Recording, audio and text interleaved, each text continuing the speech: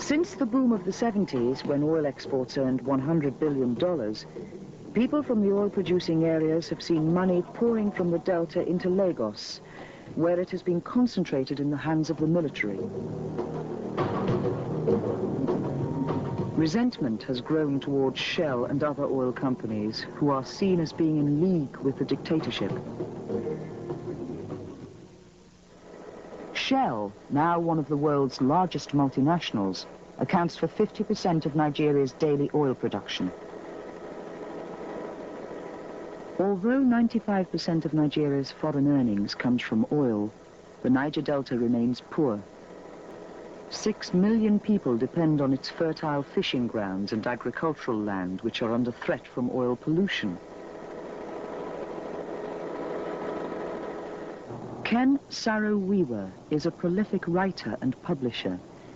He is popular leader of the 500,000 Ogoni people, leading a campaign against the activities of the military government and oil companies, who he feels have exploited his people.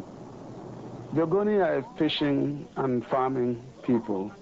They have lived in a very fertile area that produced most of the food that was eaten in the Delta proper for a very long time.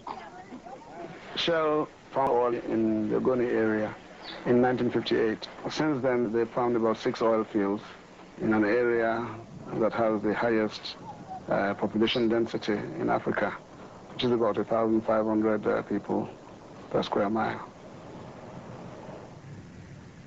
For the last 30 years, farmers have had to compete with oil companies for the limited space available. Ogoni land has yielded about $30 billion in oil revenues. However, most of the people are living in poverty.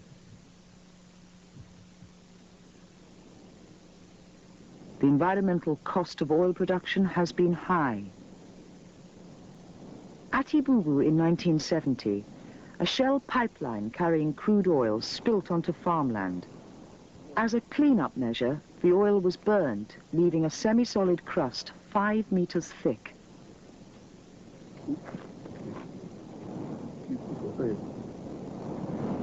What we are working on now is crude oil, not soil. This land is lost forever. For the next 1,000 years, nothing is going to grow here.